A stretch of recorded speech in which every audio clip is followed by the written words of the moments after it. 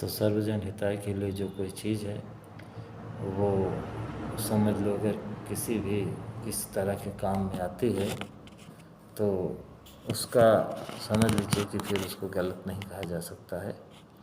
और इस तरह से वो जो है वहाँ पे कहा गुरु महाराज ने कि बच्चा यहाँ भंडारा चलाओ, तो वो भंडारा चलाना शुरू कर दिए। और फिर उस ज़माने में जो शहर का किनारा था तो बहुत ऐसे गरीब और लोग आते थे और प्रेमी भी आते थे, तो वो भंडारा वो समझो कि धीरे धीरे, यानी कि जब आश्रम ये बड़ा वाला बाईपास बना उसी के बाद समझ लीजिए कि फिर वो आश्रम तो लगभग 64 के आसपास बन गया, तो फिर शुरू किया। और मैं आपको बता दूं कि बड़े भंडारे के बाद जितने छोटे मोटे सब भंडारे थे, सबसे ज़्यादा बरेली भंडारा ही समझो कि एक हिसाब से अगर जितना भी समझो प्रेमी और सब लोग खाते थे, भक्त लोग, संसारी लोग, पूरे अपने आश्रम में 24 घंटे में, उसमें से अगर ये मान लिया जाए कि लगभग समझो कि 70-75% बड़े भंडारे में लोग भोजन करते थे, तो आप ये मान के चलिए 10% और 15-12% से कम जो है बरेली भंडारे में नहीं करते थे। अन्य जितने भंडारे थे, जैसे समझ लीजिए हरदोई का था, तो मान सकते हो कि कुल भोजन करने वालों लोगों में बहुत ज़्यादा 2-3% वहाँ करते थे। हरियाणा में भी 2% कह लीजिए। और इसी तरह जो है अलवर का भंडारा और बिहार के भंडारे में तो 1% भी शायद ही लोग जो है भोजन कर पाते थे। अलवर में तो 1% भी जो है नहीं कर पाते रहे होंगे। और ये जो अपना था ये छत्तीसगढ़ का VIP भंडारा, तो इसमें तो बहुत ज़्यादा 0.5% और 1/4% लोग ही भोजन कर पाते रहे होंगे कुल भोजन करने वालों की संख्या के हिसाब से। तो खैर वो उस भंडारे में बड़ा भार पड़ता था। और वो भंडारा इस तरह यानी कि अकोल में था, यानी कि इंटीरियर में था, कि अंदर था, कि वहाँ पे कम ही लोग, जो खाने वाले तो पहुँच जाते थे, लेकिन सेवा, खाने वालों को तो पता है कि हमको खाने के टाइम जाना है, इससे मतलब नहीं। अब लेकिन सेवा करने वाले तो वो लोग हैं जो या तो परमानेंट वहाँ जाते हो तब मालूम है, या हो कि भाई कि कोई इस तरह के फ्रंट पे हो कि दिखाई पड़े जो आने जाने वाले प्रेमियों को, जो सेवादारों को है, जो नए लोग, चलो अच्छा भाई भंडारा चले सेवा करा दी जाए, तो इस तरह कुछ था नहीं। इसलिए बहुत समझो मुश्किल पड़ती थी उस भंडारे में। और खाने वाले कम, बनाने वाले समझो, खाने वाले ज़्यादा और बनाने वाले ना के बराबर आदमी। तो मंत्री जी जो हमने जानकी अंकल थे, उनको मंत्री जी कहा जाता था, तो वो समझ लो अपने यहाँ से सारा काम, 1-2 भंडारी, एक आध लड़का रहता था कोई रामू करके, और उसकी वाइफ रहती थी, और इस तरह 1-2 सेवादार कोई ज़िले का उनके आ गया तो आ गया, लेकिन बाकी वहाँ पे सेवा करने वाले ना के बराबर थे। कहीं छटा बिछड़ा कोई घूमता घामता पहुँच गया, थोड़ा बहुत सेवा करा दी, किसी तरह गुरु की दया से काम चलता था। तो खैर अंकल जी जो है आप समझो कि घर के संपन्न थे। उनके पास जो है एक बंदूक भी थी, एक 4 पहिया गाड़ी भी समझो, एक बोलेरो थी, और एक मोटरसाइकिल भी थी। तो खैर बंदूक, और जो है क्योंकि उस ज़माने में होली वालों से बड़ा झगड़ा चला करता था, तो गुरु महाराज ने कहा था बंदूक लेने के लिए, तो उन्होंने बंदूक ले ली किसी भी तरह। हालांकि वो सब इसके पक्ष में नहीं थे, लेकिन गुरु के आदेश पर उन्होंने बंदूक ले लिया, क्योंकि उनके मन में था कि हम तो बचपन से सताए गए, कहीं फिर से वो यानी कि भावना न जग जाए जिससे किसी परमार्थ का हमारा नुकसान हो जाए। लेकिन गुरु महाराज पे भरोसा करके उन्होंने ले लिया। खैर ऐसी कोई उनके द्वारा घटना नहीं हुई। यह है कि अब यह है कि जैसे महाराज जी कहते हैं कि किसी को फांसी नहीं देना, लेकिन कानून इस तरह का बन जाए कि लोगों के अंदर डर हो जाए। तो बस हथियार का तो काम यही है कि किसी अपराधी को फांसी पे नहीं चढ़ा देना, या जान से नहीं मार देना, उसका अंग भंग नहीं करना, उसके अंदर एक डर बना रहे, खौफ बना रहे कि अपराध या पाप या अधर्म की तरफ वो ना बढ़े। तो खैर इस तरह से उन्होंने यानी कि बंदूक लिया। और वो थोड़ा अलग भी था, दूर भी था, तो सुरक्षा की दृष्टि से भी अब जाहिर सी बात है भाई, जब लोग खाएंगे तो सेवा भी आएगी जिलों से, या जो लोग देंगे फिर पैसा भी रहेगा, तो लूट पाट ये सब 64 की। और उसके बाद की बातें 72, और समझो कि वो सब उस ज़माने की बातें हैं। तो परिस्थितियाँ भी तो बहुत शहरीकरण तेज़ी से बढ़ा, आबादी बहुत बड़ी, जंगल कम हो गए, रोडें बन गई, तो इस तरह आपको समतलीकरण हो गया ज़मीन का इस तरह। और पहले बहुत इस तरह खाई खंदक जंगल और जंगली जानवर और आदमी और थोड़ा उस तरह के भी आदमी थे। अभी तो आदमी जो है स्मार्ट लूट वाले भावना में आ गया। उस समय मतलब उस तरह की जाहिल लूट जिसको कह सकते हो, उस तरह की बात थी। तो बंदूक की भी ज़रूरत थी, गुरु महाराज ने खरीदवा दिया, तो वो न रखते थे वहाँ पे। और उनका दिनचर्या इस तरह थी कि अब पूजा पाठ करने के बाद वो बेचारे जो है सुबह से उठ करके अपना, और चूँकि जब आश्रम है तो सफाई भी करनी पड़ेगी, फिर बर्तन भी मांजने पड़ेंगे, फिर ये भट्टी भी जलानी पड़ेगी, फिर आटा भी मतलब छानना पड़ेगा और गूँथना पड़ेगा, और उसके बाद चावल धोना पड़ेगा। अब बेचारे चावल साफ तो नहीं कर पाते थे सूप से, किसी तरह वो समझो कि सफाई कैसे भी करवाते थे, या समझो मजदूरी दे के अगल बगल की जो कुछ यानी रहने वाली गरीब औरतें थी, जैसे जिनके पति भक्त थे या नहीं थे, या ठेला वेला लगाते थे या सब्जी उब्जी बेचते थे, उन्हीं औरतों से अपना किसी तरह साफ करवाते थे। चावल है और आटा है, उसके बाद फिर ये है कि रोटी बनाना है, दाल बनाना है, सब्जी फिर लानी है। सब्जी वो बेचारे सुबह ही निकल जाते थे मंडी में लाने में, यानी कि लगभग जल्दी से जल्दी पहुंच जाते थे, और सब्जी लेकर के जो है 1 चक्कर 2 चक्कर कम से कम हमारा अनुमान है कि वहाँ पे भी काफ़ी सब्जी लगती थी।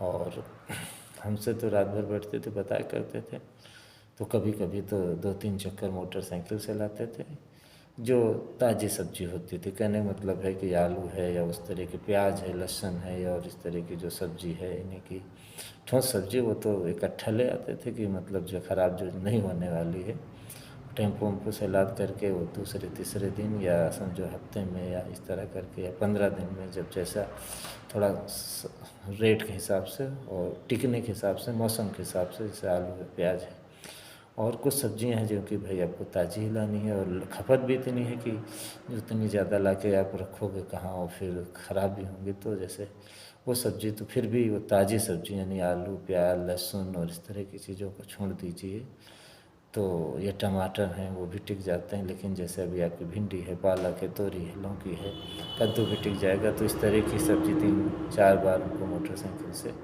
2 बार तो कम से कम लानी ही पड़ती थी।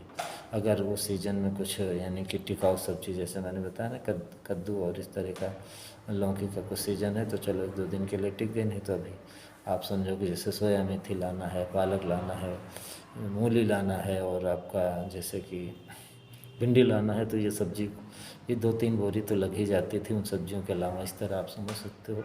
हमारा अनुमान है कि कम से कम वहाँ पे सुबह और शाम, यानी दोपहर कहना चाहिए, दोपहर सुबह नाश्ता भी बनता था, उसमें भी अब सब्जी लोग मांगते ही थे। नमक रोटी का तो गुरु महाराज का आदेश था, लेकिन हम मांगते थे तो कले हुआ सब्जी, यानी पिछले दिन की हो, शाम की, या फिर ठंडी के मौसम में तो चलती, गर्मी में तो नहीं चल पाती, और या फिर समझ लीजिए कि आपकी ये समझो सुबह बनाई जाए कुछ ना कुछ। खिचड़ी नहीं बनी, अब ये है रोटी, खिचड़ी है, चलो खिचड़ी से खा लो, और रोटी तो रोटी नहीं, नमक से कुछ ही लोग खा पाते थे, 1-8%, बाकी तो कुछ ना कुछ दाल हो सब्जी हो। तो खैर सब्जी फिर यानी कभी कभी कुछ ना कुछ उस तरह की सलाद है, उस तरह कोई सब्जी हल्की फुल्की बनानी पड़ जाती थी। तो वो सुबह का भोजन हो गया, दोपहर का पूरा भोजन दाल चावल सब्जी रोटी, और आसाम में शाम को भी दाल चावल सब्जी रोटी अमूमन बनती ही बनती थी लगभग सभी भंडारों में। ये गुरु महाराज का आदेश था। खैर, तो वैसे सब्जी रोटी तो बनना ही बनना है। यह है कि भले, और समझ लीजिए कि दाल और चावल भी लगभग बनना ही बनना, दाल ही चाहे किसी दिन बड़े, पर बड़े भंडारे में तो दाल चावल सब्जी रोटी ये तो बनती बनती थी, और बीच बीच में आपके कढ़ी है और इस तरह की कोई और चीज़ भी बनती थी। खैर, तो वो समझो कि दोपहर और यानी 24 घंटे के इस हिसाब से देखा जाए तो मेरा अनुमान है कि कम से कम वहाँ पे लगभग 7-8 हज़ार आदमी ज़रूर खा लेते थे। अब आप समझो कि डेली जो है खिलाना भी है और बर्तन भी साफ करना है, और 8 हज़ार आदमियों के लिए। और मैं एकदम बिल्कुल आपको समझ लो सच बात बता रहा हूँ कि वहाँ पे मुश्किल से मंत्री जी और 2 या 3 लोग, और कह लीजिए 3-4 लोग मिलकर के, 3 लोग तो परमानेंट, मंत्री जी के पास भी बहुत काम था, और 2 लोग वो थे, जिसमें वो भी दुबले पतले थे, उसकी औरत भी दुबली पतली थी, और वही, और एक आधा कोई आएगा वो, लेकिन फुल टाइम वो सेवा नहीं करने वाला। तो इस तरह हम कह सकते हैं 3.5 आदमी मिल करके ही 7-8 हज़ार आदमियों का भोजन बनाना, खिलाना, और समझो आश्रम की सारी साफ़ सफाई और स्टोर रूम को सही से व्यवस्थित करना, और समझो आए गए को पानी, जलपान, सत्कार, हाल चाल, ये सब आप समझ सकते हो कि कैसे आदमी मैनेज कर पाता है। इसके बाद भी गुरु महाराज ने फिर उनसे कह दिया कि बच्चा तुमको आश्रम में सेवा करनी है, अब मैदान में मेरे पास जो है तुमको सेवा करनी है रात भर। तो आदमी इतना काम करेगा, भजन करेगा, थक जाएगा, फिर वो जाएगा कहाँ। तो मैं आपको बताऊं, कभी कभी मेरे पास आते थे, किसी दिन बहुत थक जाते थे। अब ये मुझसे कहते थे कि भाई तुम तो रात भर जागते हो, खड़े रहते हो, दिन में तो तुम्हारे पास काम नहीं, लेकिन आ जाया करो। लेकिन मैंने पहले से अपने आप को इतना एंगेज कर रखा था। देखिए अब यह है कि शाम को 9 बजे से लेकर के और सुबह 5 बजे तक तो सेवा करनी ही करनी थी, ये तो गुरु का आदेश था ही था। इसके बाद फिर जो है मैं, चूँकि जब मैं रहने लगा था तो पता लगा बरेली भंडारा अपना चलता है हरदोई रायबरेली का, तो वहाँ पे फिर ये हुआ। वहाँ भी एक ही सेवादार था, उसकी पत्नी थी और एक आध और आदमी था, उसकी कभी हम आपको बात बताएंगे। लेकिन यह है कि वहाँ पे फिर 2 बजे तक अब मैंने अपने आप को पूरा जिम्मेदारी ले लिया और काम सारी ले लिया, तो फिर वो भी फ्री हो गया। तो अब उसको मतलब ये है कि हमारे ऊपर ही भार आ गया था, तो वो उसने अब दे भी रखा था, तो मैं उसको भी नहीं छोड़ सकता था। उसके बाद दोपहर में ये अंकल जी की ड्यूटी लगने के पहले, इनसे विशेष परिचय होने के पहले, फिर श्रीवास्तव जी के ऑफिस में वो भी बेचारे अकेले थे, उनके साथ तो कोई सेवा करने को तैयार ही नहीं होता था। तो वहाँ भी मैं इंगेज हो गया। वहाँ लगभग आप समझ लीजिए कि यह है कि गुरु महाराज 5 बजे के बाद दर्शन देते हुए समझो कि लगभग कभी निकलते, और फिर इस तरह उस ध्यान भजन में टाइम मिल जाता तो 6 बजे तक, वहाँ 6 बजे के बाद ही सोना होता था सुबह। तो 8 बजे 8:30 तक सोने के बाद नाश्ता पानी, उसके बाद फिर भंडारा जागरी नहीं होगा तो 12 बजे कैसे साथ रेडी हो जाएगा, यानी कि समझो सब कुछ बन जाए और सलाद ये सब कट जाए और झाड़ू वाड़ू मार के समझो कि वो सब टाट पच्ची बिछाने के इंतज़ाम हो जाए और सबका पानी भर के रख लिया जाए, सब पूरा इंतज़ाम समझो। कहना तो थोड़ा आसान लगता है, करने में बड़ी दिक्कत होती है एक चीज़ का। और फिर बिछा उछा के फिर 12 बजे तो लोग आएंगे, बैठ जाएंगे, और थोड़ी ना पूछेंगे अभी आपने जो है क्या कैसे नहीं निकाला है बड़े बड़े भगोनों से जो है उसमें बाल्टियों परोसने के लिए। सब काम में लग ही जाते थे। 8 से 12 4 घंटे में ये 4 चीज़ें बनाना, 2-3 ही लोग रहते थे। वहाँ भी लगभग समझो कि 1000-1500 आदमी एक टाइम में तो खा ही जाता था, और कभी कभी 3-4 हज़ार भी वहाँ आदमी हो जाते थे एक टाइम में, जैसे दीपावली पर हुआ, और इससे भी ज़्यादा हो जाते थे। खैर अब आप समझो कि वहाँ 1 बजे तक कहीं छुट्टी मिल पाती थी, 1 डेढ़ के बाद फिर समझो इतना पसीने पसीने हो जाना पड़ता था उसमें कि फिर गर्मी दिनों में नहाओ और फिर उसके बाद आओ आराम करो, फिर बड़े भंडारे में भोजन करो। 2:30 बज गया तो स्वामी जी तो निकल लेते थे कहीं न कहीं सेवा कराने के लिए, और मैं लगभग वही 2 बजे 1:30 बजे चला जाता था ऑफिस।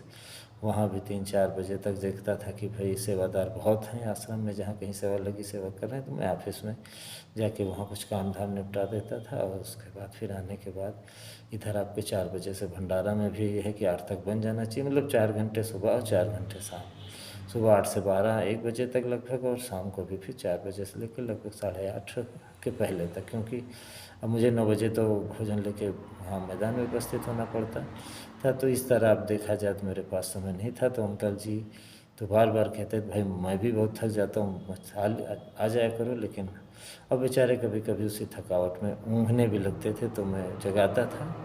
खैर गुरु महाराज का ये बहुत बड़ी हम दया मानते हैं कि मैं कभी इस तरह की निद्रा में शायद ही भूल चूक में कभी हो गई हो, झपकी आ गई, लेकिन कभी गुरु महाराज के सामने ऐसी स्थिति नहीं आई। तो खैर अंकल जी फिलहाल बेचारे जो है वहीं पे ध्यान भजन बैठे बैठे कर लेते, और मैं उनको जो है इस तरह उनको उनके दिमाग को किए रहता है, यानी कि उस तरह की चीज़ें बताता रहता है या पूछता रहता है, जिससे एक माइंड में जिज्ञासा बनी रहे।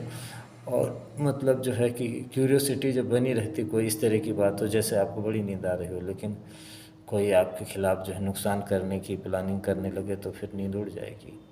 या कोई इस तरह खबर आ जाए, या समझो कि या बुराई करने लगे, जिससे आपको है कि सम्मानित आदमी अपमानित कोई करने लगे इस तरह की, या भले पीठ पीछे करने लगे, तो आपको फिर वो सब, तो ऐसी कुछ बातें होती हैं जिससे नींद भी हट जाती है। तो मैं इसी तरह कुछ गुरु महाराज की चर्चा और पूछता रहता था, या फिर प्रश्न करता रहता था या कुछ बताता रहता था, तो कि फिर इस तरह जो है वो रात कट जाती थी। और ये है कि जब रात का एक समय होता है कि 11 से वो 3-4 तक नींद आती थी। वैसे वहाँ तो गुरु महाराज के यहाँ 12 बजे तक तो कुछ पता ही नहीं लगता था। 12 से लेकर के फिर जब इधर 2 बजे के बाद समझो लगभग 3 बजे का जो समय होता है, यानी कि ब्रह्म मुहूर्त के पहले एक बार ये काल माया झोर मारती है, यानी वो जो तमोगुणी समय जब जाने लगता है 2 के बाद से, तो अगर आदमी 2-2:30 के बाद जो है फिर 3 बजे तक नहीं जागा, तो फिर वो फिर समझ लीजिए वो सत्वगुणी समय हमसे आपसे चुरा लेते हैं, छीन लेते हैं, फिर हम आप भजन नहीं कर पाते हैं।